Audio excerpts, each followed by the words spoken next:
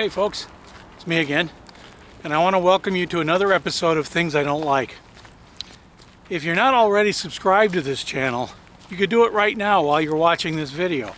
If you like this content, hopefully you won't miss any of it when I publish it. If you don't like this content, it's always a good idea to subscribe and then a week or two later unsubscribe, to show me a thing or two. But anyway, if you're not subscribed already, please do it now. For my Southeast Asian viewers, I want to let you know that we are under what is called in this part of the United States a winter weather advisory, which means a little bit of snow, freezing temperatures, a little bit of ice, otherwise known as a big mess. So hopefully I'll be able to finish my 10 km walk before I'm actually slipping and sliding on ice-covered sidewalks and roads. Today's topic is wallets. I recently had occasion to buy a new wallet. I've actually needed one for about 3 years and put off buying one until a couple of weeks ago when I finally said, that's it, this old wallet is just a mess.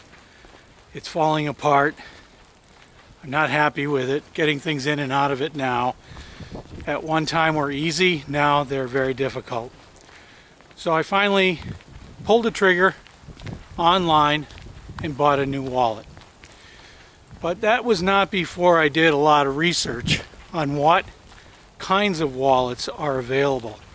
And the reason it took me so long to purchase one, almost 3 years, is because there are so many different kinds of wallets. So I'm going to talk a little bit today about what you need in a wallet and what you certainly don't need in a wallet. I hope that you find this interesting. Stick around. In my research on wallets, I have found that they have taken on gadget status. They're no longer just a piece of leather or cloth that you put things in, fold it up, and put it in your pocket. They're now gadgets. And some of those gadgets are even called tactical gadgets. Gadgets are attractive to many men, and the more gadget-like you can make a wallet, the more some men are likely to see it as something they would like to have, even though it has no practical use, and I'll get to that in a minute. But gadgets and men go together. I know this because I went through my gadget phase a few years ago with what they call tactical flashlights. If you look on YouTube, there are literally hundreds of different kinds of flashlights that are labeled tactical, and they all do the same thing. They shine light out one end. Some of them are brighter than others. Some of them are useful in sending coded messages to overflying aircraft. Some of them can be used as weapons. But the point is, the more you look into these, the more of these features and items you think you have to have.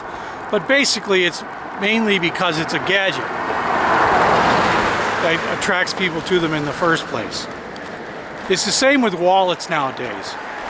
The gadget status has made wallets smaller, harder. Some of them are actually made out of metals now and carbon fiber.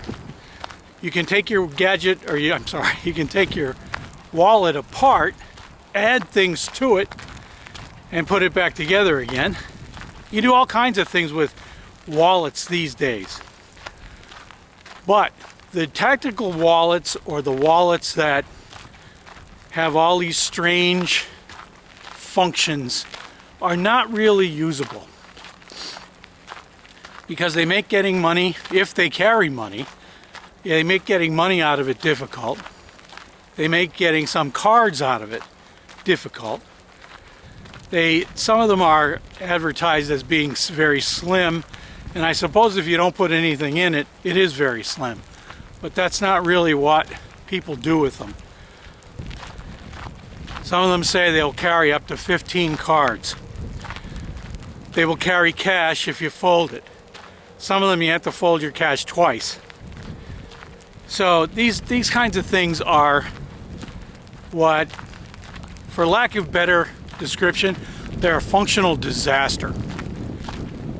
Okay, so what do I think a wallet should have? Number one, it needs to be able to carry notes, and it needs to be able to carry them flat. If you have to fold your notes either in half or in quarters in order to put them in your wallet, that's not a usable wallet. It's dysfunction waiting to happen.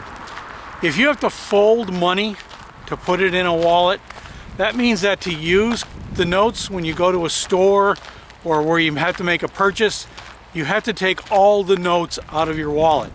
All of them, unless the one you're looking for is right there on the top. And if they're folded twice, no matter where that note is, you have to take it out of the wallet. All of them. This is inconvenient. It's not safe, and it just adds time to the purchase. Now, some people I've noticed on YouTube, when they are reviewing wallets, in the comments they'll say, "I never carry cash anymore anyway." You know, I never understood those people. I mean, how can you get through the day? Seriously, a normal day, how can you do that without carrying at least a small amount of cash? But if you have any kind of cash that's folded in a wallet, it's almost unusable. Number two, it should not carry coins. Wallets are not made to carry coins. If you carry coins, they should be in your pocket, period. Now, of course, this is my opinion. You say, well, I enjoy carrying coins in my wallet. Well, as if somebody would do that. But some people think that a wallet with a section for carrying coins is super functional. It's really not. It's kind of super stupid. Well, coins should go in your pocket. Years ago, my mother had what she referred to as a coin purse. It was a little tiny purse that you could put inside a larger purse, and you would carry coins in it. Now, this was popular with many women because back in those days, most women did not have pockets in their clothing where they could conveniently carry coins. Men did, and men carried coins in their pocket. Leave a comment below if you don't like that idea, but that's the way it was. And that's the way it should still be. If you have pockets, your coins should go in your pockets. Number three, this is number three. A wallet is not a money clip. I see a lot of money clips masquerading as wallets because they have places for cards. Now, a money clip is just a flat surface with a clip to hold notes. On some of these, just like a wallet where you have to fold your money, on money clip, you have to take all your money out of the wallet or out of the clip in order to use it. Find out what bills you need to use and then put everything back. That's what a money clip is. The new age money clips have not only that function, but they also have a bit usually on the back of it where you can carry a few credit card size cards. That is unfunctional. That's not a wallet. That's something else. That qualifies as a gadget, but not a wallet. Something else I look for in wallets is that my wallet has to be slim. I can't stand seeing wallets jam-packed with every card you've ever had in your life.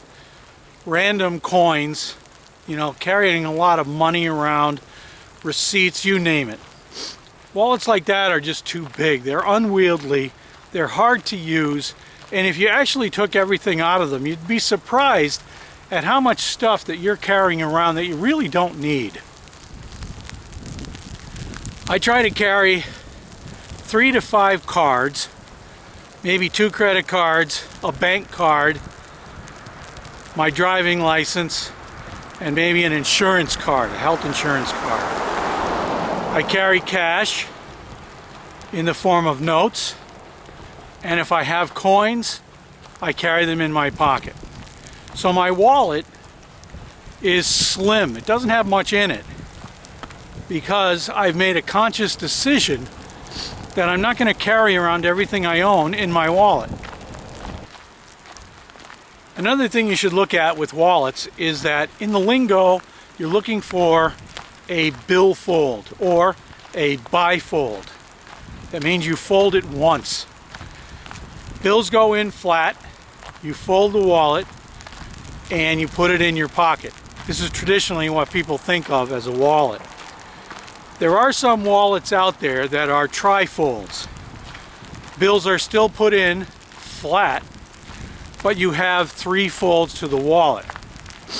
The problem with a trifold is not the bills. The bills are good, but a trifold has a tendency to get thick or fat fast because it has 3 compartments where you can store cards rather than the 2 compartments where you would store them on a bifold. So people tend to jam in more cards on a trifold than they should, and they end up with this big gigantic chunk of leather taking up a lot of space in their pants pocket. To me, that's not good. It might be usable in the sense that I'm talking that you should be able to use it, but it's too big. It's not slim enough. It's like carrying around an extra phone or in some cases a brick in your pocket. So I would stay away from trifold wallets. Bifold wallets or billfolds are much more functional. This is my old wallet. As you can see, it's a wreck. The leather, it's genuine leather, at least according to the embossed stamp that I found when I finally took everything apart, and which probably explains why it lasted so long. I've had this for over 20 years, and I've tried other wallets. I went through, you know, the Velcro wallet phase, just like everybody else did, and always came back to this wallet. It carries notes very well. The part where you carry notes is just high enough to accommodate other currencies. In the United States, all our notes are the same height. So if you can get $1 bills in there, you can get 20 and $100 bills in there without any difference. But other countries, many of them, have currencies that vary in size depending on the denomination. So if you can get a 1, like in Malaysia, if you get 1 ringgit in there, putting in a 50 or 100 ringgit note might not be as easy. But in this old wallet that I have, doing that is simple. They all fit. Everything fits without folding or without sticking out. But it was time. As you can see, it has this weird design where I've never seen this in any of the videos, the shopping that I've done before buying my new wallet. I have never seen a wallet with this particular design. I think this is probably an old-fashioned design. They've decided not to do it anymore for whatever reason. They made a good decision. This wallet, if I jammed it full of cards and receipts and cash and whatever else you carry around, it would get too thick. It's easily too thick when it's full. So I wanted a slim wallet. This is my new wallet. As you can see, it's very slim. It does everything it needs to do. It carries cards, it carries notes. It does have a section for coins, of course, which I won't be using. And I think it even carries a key and maybe a spot for a SIM card. I haven't really looked into that yet. But it does everything I need it to do. The note section will contain notes that fit from the countries that I normally visit. Right now, most of my note currency comes from the United States and Malaysia. It will have a slight problem if you need to carry Japanese yen. But I've never been to Japan, so I've never been faced with the problem of not having a place to put yen. That's a currency that if you carried it in this wallet, it probably would stick out the top, or you might even have to revert to, God help us all, folding it. But this is my new wallet. I like it. It's slim, and I'm very pleased with it. Hopefully it'll last me another 20 years until the leather wears out. That's my take on wallets. What do you think? Are you with me with the slim design, minimalist type, thinking that a wallet should fulfill basic functions? Or are you still in the gadget, carrying a gadget around in your pocket phase with something that's masquerading as a wallet? Let me know in the comments below. Also, if you want to contact me, my email is in the notes below this video. Finally, if you haven't already subscribed, please do so. I really appreciate it. Thanks for watching. I'll see you next time.